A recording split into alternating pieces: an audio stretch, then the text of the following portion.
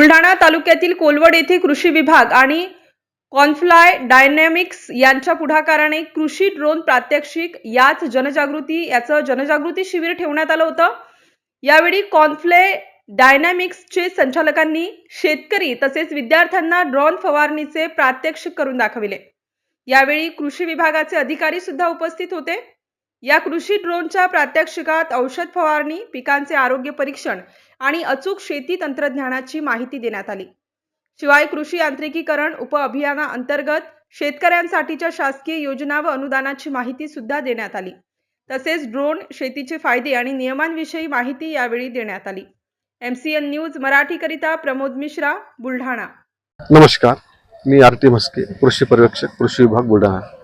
आज कोलवड येथे कॉनफ्लाय डायनॅमिक्स आणि जिजामाता कॉलेजचे जे मुलांचं NSS कॅम्प इथे आयोजित केलेलं आहे।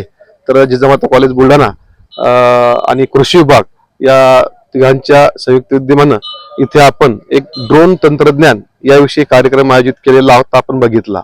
आताच आपण जे या शेतामध्ये उभे आहोत, ही चिया पिकाची पेरणी इथे झालेली आहे आणि या चिया पिकावरती ड्रोनने फवारणी कशी करावी याचं सविस्तर माहिती त्या कंपनीच्या तंत्रज्ञ यांनी सर्व जमलेल्या येथील शेतकरी बांधवांना व विद्यार्थ्यांना हे त्याचं महत्त्व पटवून सांगितलं। ड्रोनची टेक्नॉलॉजी कशी काम करते आणि पिकावर त्याची फवारणी कशी करावी लागते, त्यामध्ये बॅटरीचा वापर कसा होतो आणि साधारणतः हा जो ड्रोन बघितला आता आपण, साधारणतः एक 10 ते 11 लिटरची पाण्याची टाकी असलेला ड्रोन असा आहे आणि त्यांना किंमत विचारली, साधारणतः एक 6 लाख रुपये अशी त्या ड्रोनची किंमत आहे आणि त्याला शासनाकडनं अनुदान देखील 70 ते 80% पर्यंत अनुदान मिळते।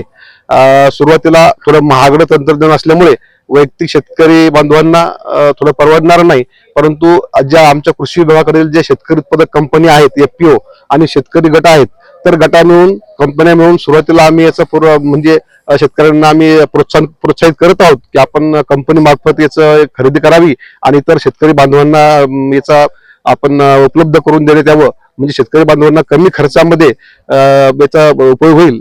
आज याची गरज अशी आहे की आपण बघतो की साधारण आपण जे साध्या फवारणी पंपाने फवारणी करतो, मग ते पॉवर स्प्रे असेल किंवा नॅपसॅक स्प्रे असेल, तर यामध्ये काय होतं की मजुरांची उपलब्ध मजूर वेळेवर होत नाही आणि मजूर न मिळाल्यामुळे मग काय होतं की वेळेवर फवारणी होत नाही, कीड रोगांचा प्रादुर्भाव वाढतो आणि त्याने औषधीची सुद्धा महागडी औषधीचा खर्च वाढतो। या ड्रोन तंत्रज्ञानामुळे हा एक फायदा आहे की कमी वेळामध्ये अचूक फवारणी आणि औषधीची बचत झाल्यामुळे शेतकरी बांधवांचा उत्पादन खर्च याच्यामुळे कमी होणार आहे।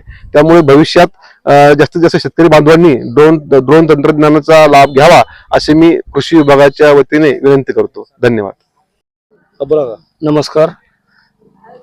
आता हे आजचं जे ड्रोन चालवलं इथं कृषी विभागानं, तर एकदम पटलं आणि पुढं चालून आम्ही याच्यावर काहीतरी इलाज करू आणि जर भाड्याने मिळालं किंवा विकत मिळाले पुढं चालून, तर जर विकत घ्यायचा प्रयत्न करू। काय फायदा होईल तुम्हाला? आम्हाला हे मजुरी गिजरीत कमी मजुरी पडेल, याच्यात जास्त मजूर लागतं आम्हाला, पायडल पंपाने, स्प्रे पंपानं।